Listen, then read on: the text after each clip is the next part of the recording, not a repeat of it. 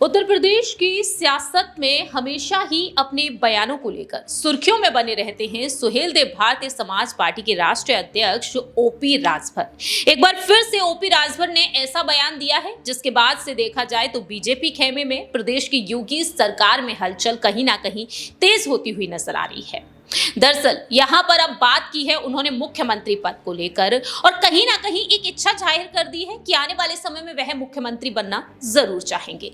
नमस्कार, मैं प्रांशी राठौर और आप देख रहे हैं नेक्स्ट 9 न्यूज। हमारे साथ इस वक्त मौजूद हैं हमारे सहयोगी अमन जी। अमन जी, जिस तरह से यूपी में इस वक्त ओपी राजभर चर्चा में बने हुए हैं, लंबे वक्त से इंतजार कर रहे थे कि योगी मंत्रिमंडल में उन्हें मंत्री पद मिल जाए, अब वह मंत्री पद भी उन्हें मिल गया और आज देखा जाए शपथ ग्रहण समारोह है, शपथ वह ग्रहण कर सकते हैं, विस्तार होगा आज मंत्रिमंडल का। लेकिन इस बीच यहाँ पर बीते कल हमने जो बयान सुना पूर्वांचल की सियासत को लेकर कि पूर्वांचल राज्य एक अलग राज्य बन जाता है तो यहाँ पर आपकी सरकार बनेगी, यहाँ पर आप सबका मुख्यमंत्री बनेगा, तो कहीं ना कहीं यहाँ पर सीएम बनने की इच्छा उन्होंने जाहिर कर दी है। कैसे देख रहे हैं? देखिए, बिल्कुल इच्छाएं कभी ख़त्म होती नहीं। आपने देखा कि जिस तरह राजभर लगातार जो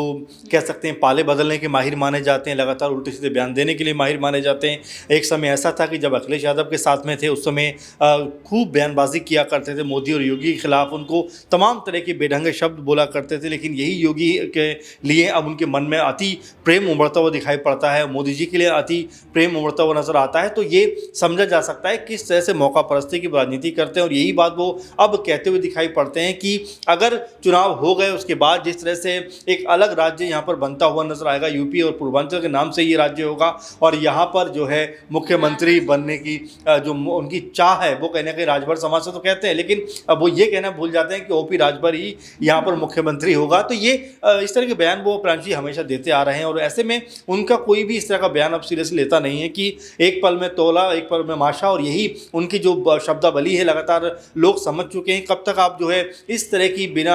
सिर पैर की बातें करते रहोगे, बेतुकबंदी की बातें करते रहोगे? और बाकी देखिए, राजनीति में एक समय तक तो आपका ऐसी बातों का मोल होता है, लेकिन जब लगातार आप इस तरह की शब्दों की बात करोगे, कभी आप योगी और मोदी जी के नाम पर, कभी आप अखिलेश यादव के नाम पर इस तरह के अनाप शनाप बयानबाजी करके कुछ समय के लिए तो आप चर्चाओं में रह सकते हो, लेकिन उसकी कोई ज़मीनी कह सकते हैं कि कोई स्थायित्व नहीं है। और ऐसे में ओपी राजभर को सिर्फ अपने समाज की नहीं बल्कि पूरे प्रदेश की चिंता करना चाहिए, क्योंकि अगर उनको बड़ा नेता बनना है तो बड़े लेवल पे सोचना पड़ेगा। सिर्फ राजभर की बात करके कहीं ना कहीं वो जो उस समुदाय के लोग हैं उनको भी ठगने का काम करते हैं और यही बात बारंबार देखी जाती है कि अपने फ़ायदे के लिए वो किसी भी स्तर पर जा सकते हैं, किसी भी हद तक जा सकते हैं, क्योंकि उन्होंने 2022 का पूरा चुनाव बीजेपी के खिलाफ लड़ा और ऐसे में जब उनको पद की लालसा है तो बीजेपी के साथ जाकर मिल जाते हैं। तो इसको आप क्या कहेंगे कि सिर्फ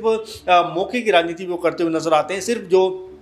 राजनीति करने का ढंग है सिर्फ पदों को पाने की कोशिश उनकी लगी रहती है, इसीलिए मुझे लगता है कि कोई बहुत बड़ा नाम वो नहीं बन पा रहा। लेकिन अमन जी, जिस तरह से वह बात कह रहे हैं कि राजभर समाज का यहाँ पर पूर्वांचल से सीएम होगा, यानी कहीं ना कहीं अपने लिए वह अपनी बात रखते हुए नजर आए हैं, लेकिन सीएम पद पर योगी आदित्यनाथ जिन्हें लेकर ये कहा जाता है, सर्वे रिपोर्ट्स पर रुख कर लिया जाए तो देश में प्रधानमंत्री के पद पर आने वाले समय में वह देखे जा सकते हैं। उन दिग्गज नेता के लिए यहाँ पर ओपी राजभर का सीएम बनने की चाह अपने लिए रख देना, और ऐसे में यहाँ पर ओपी राजभर जो बात कह रहे हैं तो बड़े बड़े ऐसे दिग्गज नेता हैं जिन्हें इतना अनुभव है, क्या वाकई में यहाँ पर ओपी राजभर तो अपनी बात रख रहे हैं लेकिन सीएम योगी आदित्यनाथ के सामने वह टक्कर देने में सफल हो पाएंगे या फिर नहीं? और दूसरी ही तरफ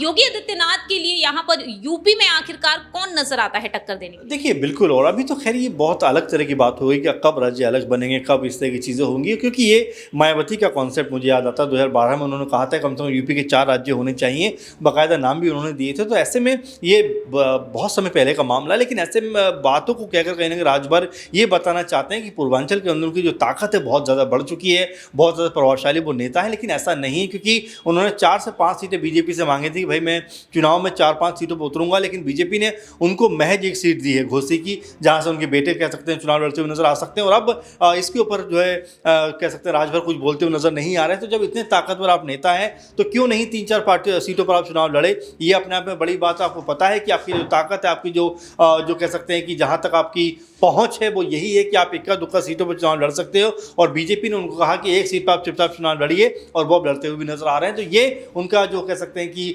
यूपी के अंदर दबदबा है। तो ऐसे में ये बात कहना है कि सीएम यहाँ से होगा वहाँ से होगा, बहुत दूर की बात है। उनको फिलहाल अभी 2024 के चुनावों की बात करनी चाहिए, जो उन्होंने जनता से वायदे किए थे, किस तरह से बीजेपी सरकार उसको पूरा कर पा रही है, अगर नहीं कर पा रही है तो किस तरह से वो उसको पूरा करवाने वाले हैं, इन सब पे बात होनी चाहिए। लेकिन वो एक ऐसी बात करते हैं जिसका कोई फिलहाल अभी कोई तार्किक मैं कह सकता हूँ कि कोई आधार नहीं है।